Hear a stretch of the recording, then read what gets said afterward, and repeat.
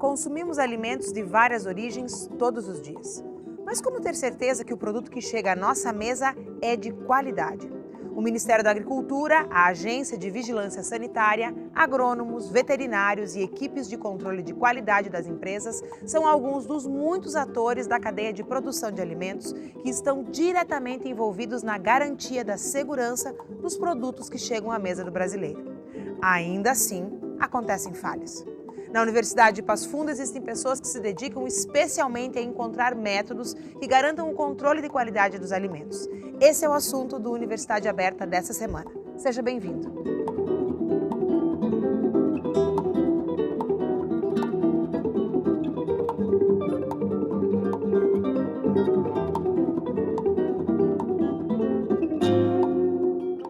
A série de programas sobre os projetos desenvolvidos nos polos tecnológicos continua. O Universidade Aberta dessa semana fala sobre um projeto ligado ao Polo Tecnológico da Região da Produção, que tem sede aqui em Passo Fundo. Profilaxia e diagnóstico de infecções e contaminações de carne como estratégia para aumentar a segurança alimentar. Esse é o nome do projeto, que tem como objetivo contribuir para a qualidade da carne de suínos e pescados. Mas antes da nossa conversa aqui no estúdio, vamos assistir a uma reportagem. Meu nome é Fernanda Monfroy Ficã, a gente mora em São Valentim. Meu sogro e minha sogra fazem há 45 anos. Eu casei faz 7 anos, daí estou fazendo feira. Meu marido resolveu continuar exercendo o que o pai dele fazia, vender carnes e derivados. Daí eu estou junto com ele nessa luta. Fátima Nese. Sou da comunidade de São Valentim, interior de Passo Fundo. Eu já fazem uns 28 anos que eu faço feira. Gosto muito de fazer feira.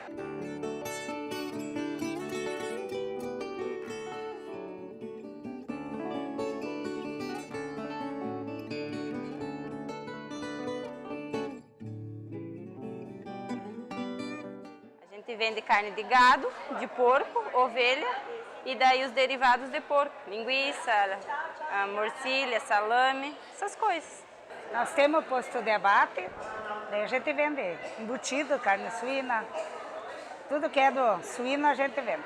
Em primeiro lugar, o consumidor, ao adquirir qualquer corte ou até produto embutidos de carne suína, ele deve verificar a procedência desse produto. Então, nós temos hoje no Brasil 3 órgãos que são responsáveis pela qualidade sanitária das carnes em geral, dentre as quais a carne de suíno, que é um do Serviço de Inspeção Federal, e depois o outro órgão que fiscaliza a Secretaria da Agricultura do Estado, e por fim nós temos também um grande contingente de pequenas agroindústrias, que neste caso quem é responsável pela garantia sanitária são as prefeituras municipais, através das secretarias da Agricultura, que é o SIM, que é o Serviço de Inspeção Municipal. A gente tem um dia da semana que vem o fiscal da prefeitura, vem lá, acompanha o abate. Depois nós temos uma veterinária responsável, que daí ela acompanha o procedimento dos produtos que a gente faz. Toda semana, na terça-feira, a Secrinte da prefeitura manda fiscalização lá, fiscaliza todo o nosso produto. Não vem nada adulterado, nada sem fiscalização, tudo dentro dos trinques. Como aqui na nossa região nós temos uma tradição muito grande de consumo de produtos mais de uma linha artesanal, é muito importante esse tipo de inspeção. A gente tenta fazer o melhor, o que é melhor, bom para a gente faz para o consumidor.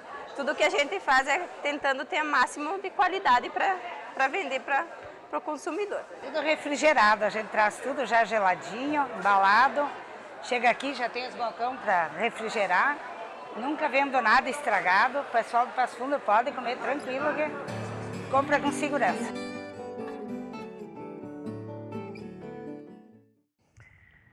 Para conversarmos sobre esse projeto, está comigo no estúdio o coordenador, professor Dr. Luiz Carlos Creutz, da Faculdade de Agronomia e Medicina Veterinária. Tudo bom, professor? Bem. Professor, com palavras que leigo entende, no que exatamente se concentra o projeto? Olha, o projeto ele tem vários objetivos. Primeiro, a grande finalidade dele é garantir que o alimento tenha mais qualidade, né? Ou tenha mais segurança alimentar. Então, o projeto ele vai atuar em diferentes cadeias da produção de suínos e pescado. São os porcos e os peixes. Os porcos e os peixes, exatamente. Que é uma região aqui, que é uma atividade bastante importante aqui na região de Passo Fundo e em todo o Planalto, né? Bom, o projeto ele visa, então, desenvolver vacinas que vão prevenir doenças tanto em suínos e pescados e desenvolver métodos de diagnóstico de micro-organismos presentes tanto na carne de suínos quanto na carne de pescados. No caso do diagnóstico, com os animais a carne já pronta para comercialização. Exatamente, a carne já pronta, né? Então, a estratégia é justamente essa, tentar atuar nos vários passos da cadeia produtiva para garantir a segurança alimentar. Prevenir enquanto o animal é vivo e, a partir do momento do abate, inspecionar a carne, a gente poderia dizer assim? Mais ou menos, exatamente, né? Porque tem muitas doenças que ocorrem em suínos e pescados, né? E que, de certa forma, interferem com a produtividade, reduzem a produção e o ganho, o ganho, né, do produtor, né? Então, a ideia é que a gente possa desenvolver vacinas para reduzir o impacto negativo dessas infecções, tanto em suínos quanto em pescado, né? E também, depois que essa carne já estiver no mercado, por exemplo, que a gente possa desenvolver um método de diagnóstico para que se possa identificar se essa carne possui patógenos específicos. Ao longo, né? do processo de preparação da carne para comercialização, poderia-se dizer assim? De certa forma, porque esse processo de identificação de patógenos durante o processo de produção da carne, já existem alguns métodos assim já bastante elaborados. Né? Então, o nosso objetivo é pontualmente pegar o produto final, já quando já tá pronto, né? E ver se existem algum micro-organismo que possa comprometer a saúde das pessoas, né? Que seria uma zoonose, né? Nesses casos. É isso que eu ia perguntar. Então, micro-organismos pode ser uma imensidão e a gente, acho que de casa fica difícil materializar, né? Do que exatamente a gente estaria falando, professor? Olha, nós estamos falando de dois patógenos. Um deles é mais conhecido da grande população, que nós chamamos de toxoplasma. Né? O toxoplasma causa uma doença em pessoas, em animais, chamada de toxoplasmose, com vários... A carne de porco Isso. Assim, as pessoas geralmente se preocupam, né, e dizem, tem que comer uma carne de porco bem cozida. Isso, exatamente. E esse é um dos patógenos que pode ser veiculado por meio do alimento, né, e que nós estamos, então, desenvolvendo testes de diagnóstico para ver a possibilidade de detectar o toxoplasma na carne, né? E existe um outro patógeno que não se tem notícias de que ele exista no Brasil e até onde se sabe ele não existe. Mas o método de diagnóstico que é utilizado, e inclusive um dos locais de referência é aqui na Universidade de Passo Fundo, o método de diagnóstico é um método sim, ainda bastante antigo. Então nós estamos propondo uma nova metodologia para tentar também melhorar o diagnóstico que já existe. Porque talvez diga-se que não se tem porque o diagnóstico feito não é capaz de reconhecer. É possível, mas assim todos os estudos epidemiológicos indicam que esse patógeno não existe aqui no Brasil, mas existe, a gente sabe, na Argentina. Então, que é vizinha aqui, que é né? vizinha. A questão é essa, então por que nós vamos nos preocupar com esse patógeno? Em primeiro lugar, porque sempre há o risco de que ele possa ser introduzido de alguma forma no Brasil. E segundo lugar, é que a comunidade econômica internacional, aliás, a comunidade econômica europeia e outros importadores de carne de suínos, eles exigem que toda a carne exportada tenha um determinado diagnóstico e uma garantia de que não contém um patógeno específico, vamos colocar dessa forma. Então, como método de diagnóstico que nós utilizamos no Brasil e em vários outros países ainda é um método relativamente antigo, nós estamos nos adiantando em desenvolver métodos de diagnóstico mais sofisticados, exatamente, para já estarmos um passo à frente às exigências do mercado internacional, mesmo porque nós sabemos que outros países já aplicam essa metodologia. Então, nós não podemos ficar esperando que eles exijam essa metodologia. Nós vamos tentar nos adiantar justamente e já propor essa metodologia ou deixá-la disponível para que seja utilizada quando necessário, né? Professor, e dentro desse universo, então, de objetivos, né, que é atuar, então, na produção da vacina, para prevenir, e nos métodos de diagnóstico, o que o projeto já avançou? Olha, nós já avançamos bastante, né? No desenvolvimento desses métodos de diagnóstico, nós já conseguimos desenvolver todos a metodologia e aplicar ela experimentalmente no laboratório com sucesso, né? Nós somos capazes de detectar esses patógenos por métodos moleculares, né? Esses métodos moleculares nós conseguimos identificar se a carne possui ou não o DNA do patógeno, né? Por métodos relativamente sofisticados, né? Nós estamos agora avaliando esses métodos com amostras clínicas, né, obtidas de abatedouros, né? Então, só para nos certificar de que o método desenvolvido em laboratório também possa ser aplicado em amostras clínicas, né? Então, essa parte já está bem... Quer dizer, não necessariamente aqui na universidade, mas em qualquer outro espaço exatamente. Na realidade, a gente coleta amostras de abatedouro e traz para a universidade e aplica. O que nós preconizamos é que no futuro as próprias empresas ou os frigoríficos possam dispor dessa tecnologia para também aplicar. É uma metodologia que ainda é relativamente cara, né? Mas ela, com o passar do tempo, obviamente, com a disseminação... Mas também porque ela é pioneira. Exatamente. Ela possa, então, ser aplicada com sucesso nos frigoríficos. Né? E esses processos de diagnóstico também envolveram a oferta de cursos, não é mesmo, professor? Exatamente. Nós oferecemos vários cursos. Um desses cursos está relacionado justamente ao diagnóstico da trichinella, né, que esse é o PF é referência nesse tipo de diagnóstico, né, com a professora Maria Isabel, que também é uma participante desse projeto, né. Nós também oferecemos cursos já na parte de diagnóstico de patógenos em suínos, né, que foi um curso ofertado ano passado, né, também, onde nós capacitamos profissionais para diagnosticar a infecção no animal, na granja, né, para coleta de material, para envio do material para o laboratório e para diagnóstico através do método desenvolvido no próprio laboratório, né. E nós também já estamos agora organizando a segunda etapa dessas reuniões, né, desses projetos, né, que envolve o diagnóstico e a capacitação de técnicos na área de pescado, né. Professor, claro que o projeto pertence ao polo da região da produção, que é a região aqui de Passo Fundo. Mas nós ficamos sabendo que vem gente de muitos lugares fazer os cursos, para além da nossa própria região. Né? Exatamente. O diagnóstico, principalmente esse de trichinella, ele é um diagnóstico que tem uma coparticipação da Associação Brasileira de Produção de Proteína Animal, aliás. Então, vem profissionais de abatedouros de diversas regiões do Brasil. Né? Então, vem desde Mato Grosso, Goiás, de todos os estados, né, do sudeste, do sul do país, mandam técnicos ou profissionais da área de inspeção para fazer esses diagnósticos e a sua capacitação aqui na Universidade de Passo Fundo. Que bacana, isso atesta, né, a qualidade do projeto que o polo da produção está desenvolvendo aqui. Desenvolvendo aqui, exatamente. Né? Bom, nós vamos fazer um rápido intervalo, mas voltamos já falando um pouquinho mais sobre a pesquisa desenvolvida aqui no polo da região da produção. Não saia daí, a gente já volta. E a minha função no projeto é uma função operacional, de aleitamento dos animais, manutenção de limpeza, auxílio nas técnicas do laboratório e auxílio gerais do que os mestrandos necessitam, que eles me pedem. Isso também foi um dos ensinamentos que eu levei dentro desse projeto, né? Eu pude ver e vivenciar tudo que eu tinha aprendido antes em aula, colocar em prática lá dentro nesse aspecto da biossegurança, que acho que foi uma das coisas que mais me acrescentou assim na formação.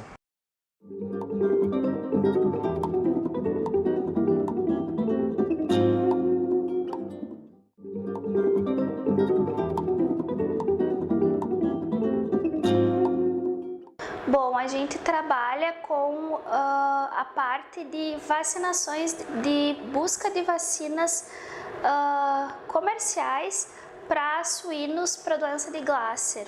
O laboratório aqui é excelente em termos de pesquisa para a produção. O que mais o programa traz e o projeto traz de bom é que a gente aprende várias técnicas aqui no laboratório. A gente lida com PCR, lida com citometria de fluxo, faz testes microbiológicos. Toda essa parte de análises a gente tem bem amplo e todo dia é uma rotina diária.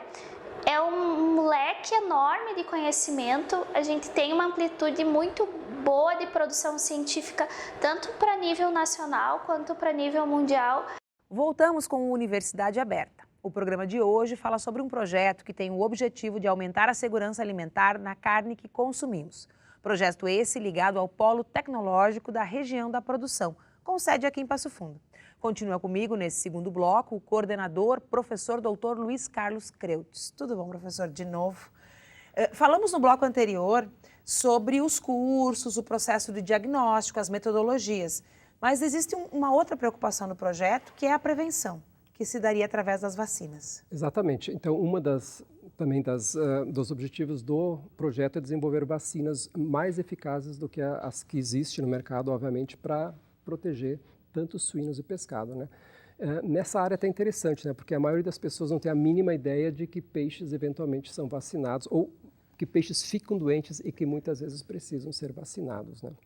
Então, não, doentes até a gente deve imaginar, mas peixe sendo vacinado, de fato, exatamente. Isso é natural para nós que trabalhamos na área, imaginar que isso vai acontecer com o tempo, porque assim como suínos e aves e bovinos que são criados de uma forma mais intensiva, a partir do momento que os peixes são criados de uma forma mais intensiva, as doenças começam a surgir, né? Então, também nós estamos nos adiantando nessa área já há vários anos, né? Nós já estudamos doenças e o sistema imunológico dos peixes. A UPF tem uma pesquisa bem rica em peixes, muito rica em peixes, né? Em vários aspectos, até usando o peixe como modelo experimental. Então, nós estamos desenvolvendo uma vacina que possa ser aplicada em peixes, né? E é curioso, por exemplo, que hoje eu até comento isso com os nossos alunos aqui da universidade, né? Que todo o salmão que nós consumimos possivelmente é de um salmão que foi vacinado quando jovem ainda, para que não sofresse nenhum tipo de infecção durante o seu desenvolvimento, né?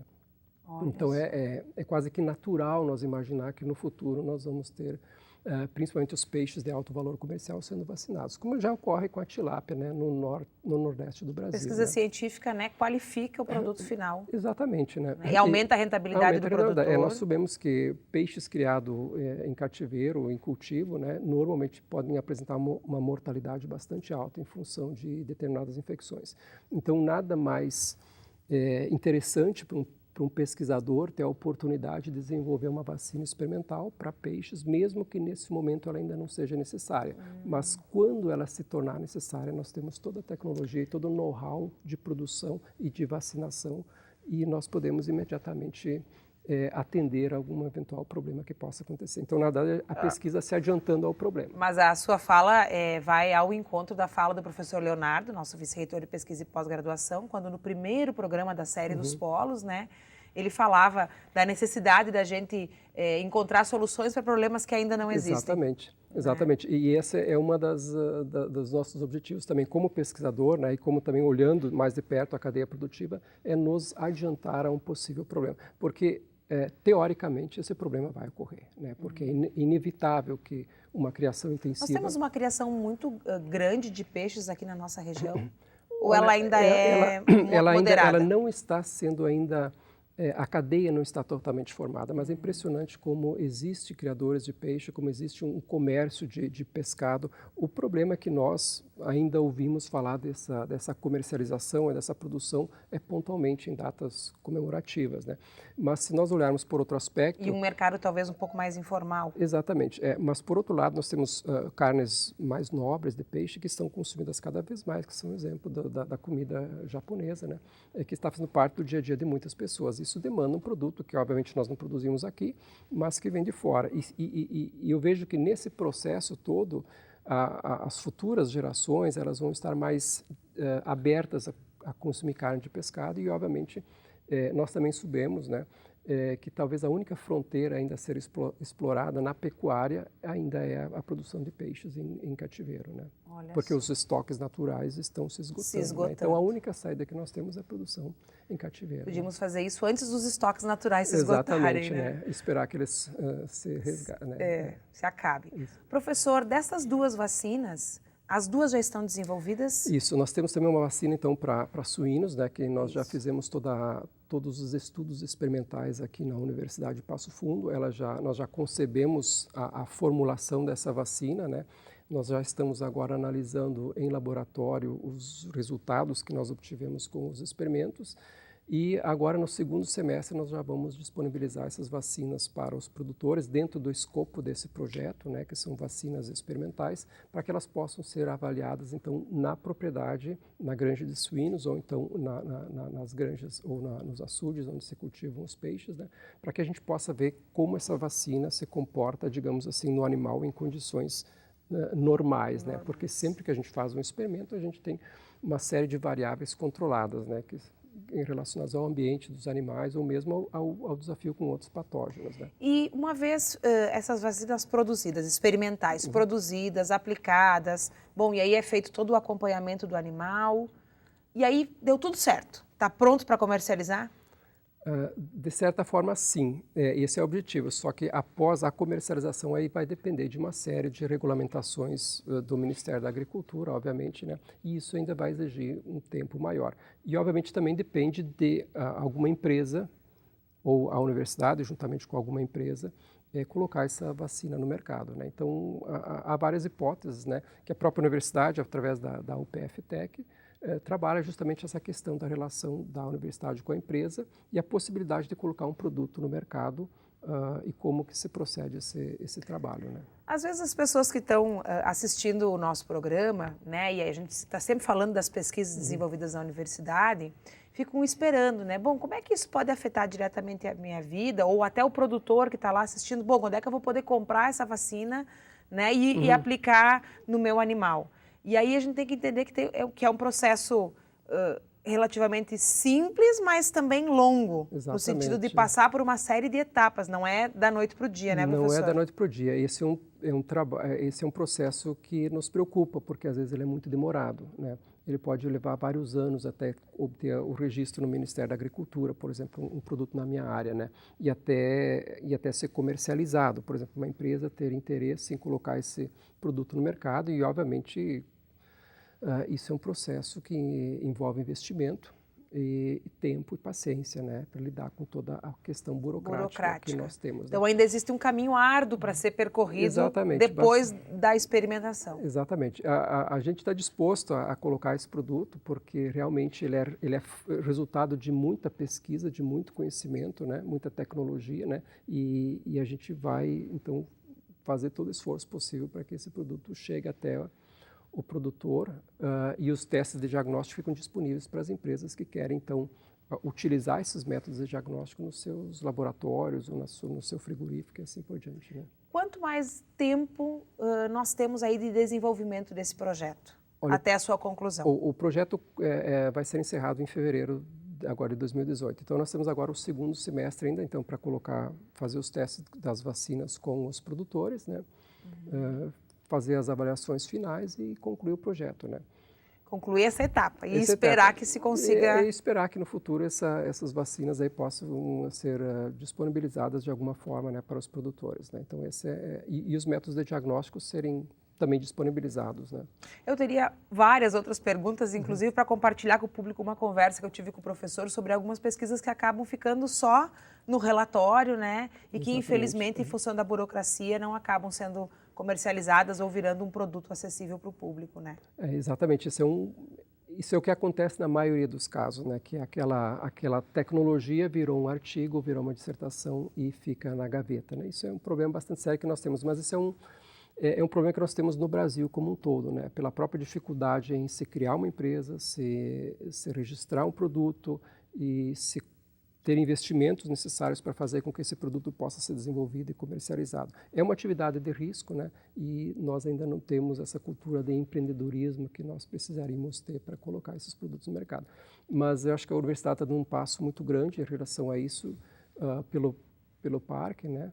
E pelo PF-TEC, que nos últimos anos vem auxiliando. Isso, né? Dando suporte a pequenas empresas que começam a produzir alguma coisa e, de certa forma, poder ter a oportunidade de registrar um produto e tentar comercializar e colocar no mercado. E, quem sabe, né, daí nasce alguma empresa que daqui a alguns anos vai estar se destacando no cenário, né? Tomara, professor, porque o conhecimento produzido na universidade tem sentido quando ele chega na comunidade. E aí é muito grande e muito importante, né? Obrigada, professor, pela sua participação. Nosso programa está chegando ao fim. Hoje falamos de mais um projeto de pesquisa desenvolvido nos polos tecnológicos, neste caso, no polo da região da produção, e seguimos nos próximos programas falando de outros projetos desenvolvidos aqui em Passo Fundo, em Soledade, em Sarandi, né, e em Lagoa Vermelha. Bom, se você ficou curioso, quer assistir o programa de novo, quer indicar para alguém, eles estão disponíveis em nosso canal no YouTube e também no nosso site nextjor.com.br. Voltamos na semana que vem para mais uma conversa sobre polos tecnológicos da região da produção com sede aqui em Passo Fundo. Eu espero você. Até lá!